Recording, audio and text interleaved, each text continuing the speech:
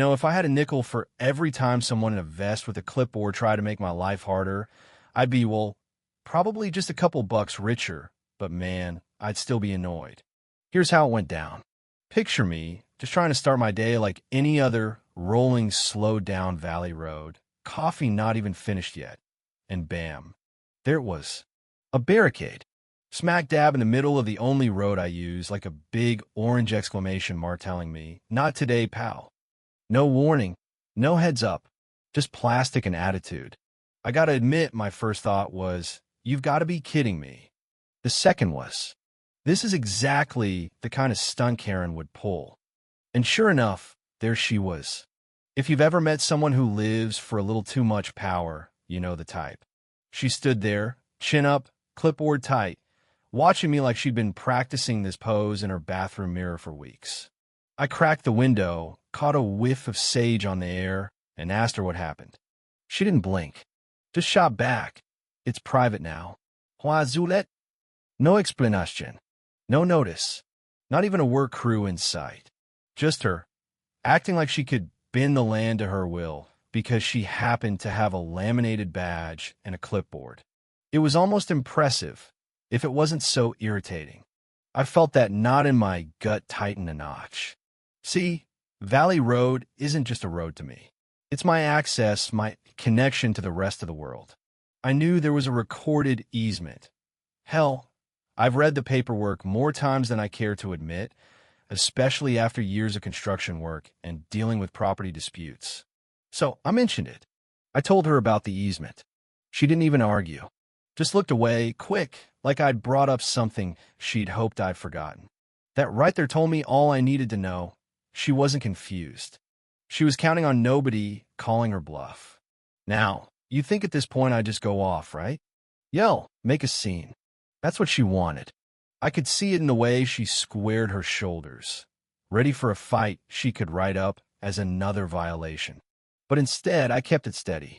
I told her, "Look, I'm not here to make trouble, just need to get home." She crossed her arms, blocked the gap even harder, like her stance alone could rewrite the law. The barricade wobbled a little in the breeze behind her. Even it looked embarrassed to be part of this drama. So I did the only thing I could. Said I'd come back later. Not because she told me to, hell no, but because I wanted to see how far she'd go with this game.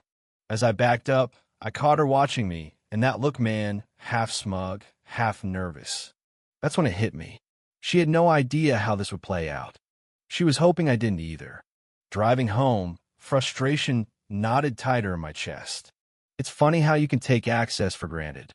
Most folks never even think about it until somebody blocks it and suddenly everything else falls apart.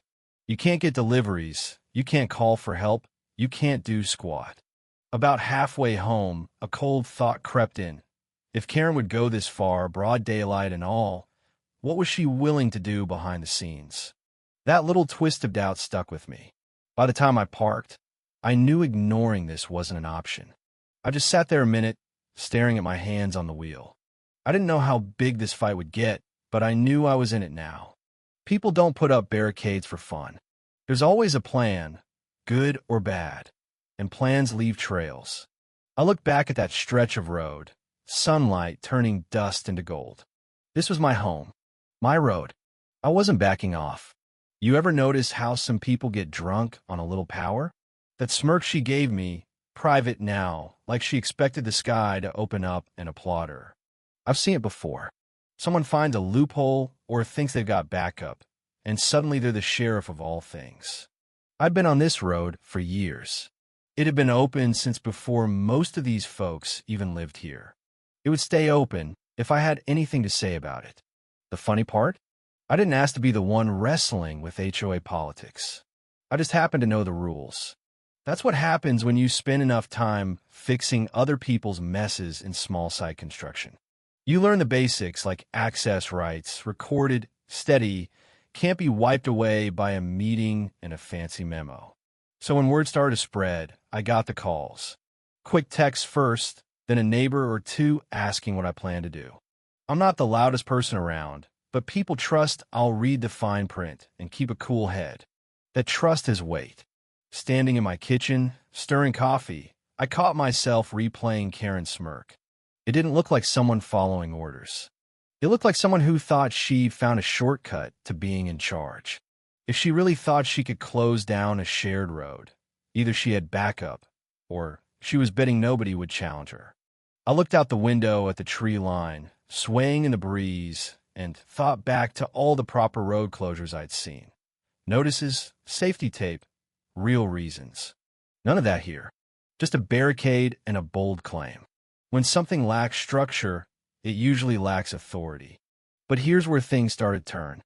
My phone buzzed, certified letters from the HOA, notices on my gate, all trying to sound official. You're trespassing. You owe fines. Not a single one pointed to an actual law. It was all noise. Repetition to try and make a fake claim feel real. Neighbors were getting letters too. Some scared, some angry, all confused. It wasn't just my fight anymore. It was about trying to change the whole place by force, one barricade at a time. Even the insurance company got involved, warning the board that blocking the road was risky, delays emergency vehicles, creates liability. Simple math. Access means safety. The pushback wasn't just coming from me now. It was coming from every angle they'd never expected.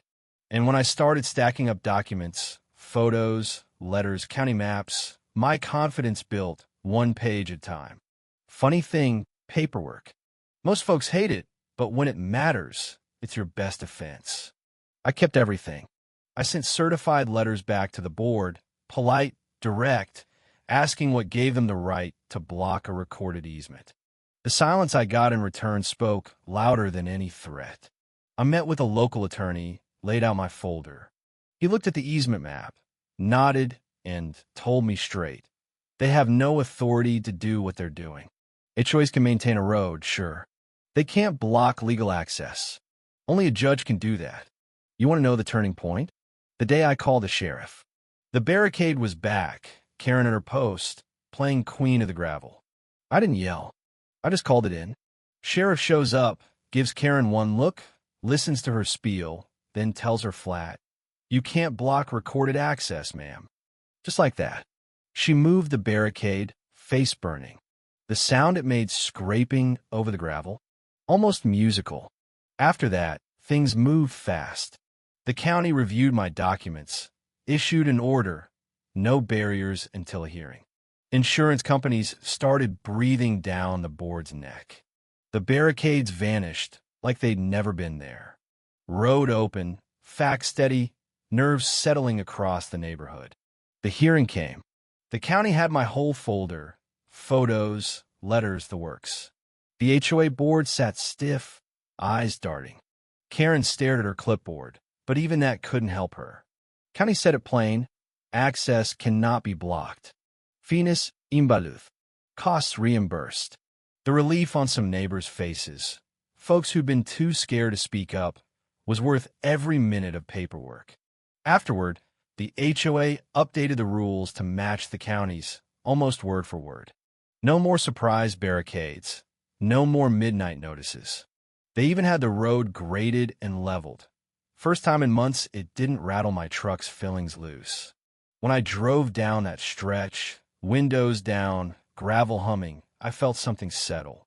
Not triumph, just peace. The road was open again, not because I yelled louder, but because I stood steady and let the truth do the work. That's what I'd tell you if you ever find yourself boxed out of your own place by someone with too much time and not enough facts. Don't get loud. Get clear. Get the paperwork. Facts beat drama every time. It's not glamorous, but it works. And let me ask you this. Where's the line? When does just doing your job turn into power tripping? What would you have done in my place? Push back quietly or go toe-to-toe right from the start?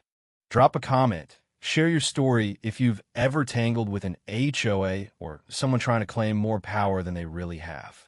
I'll be here, folder ready on the shelf, in case anything ever shifts again.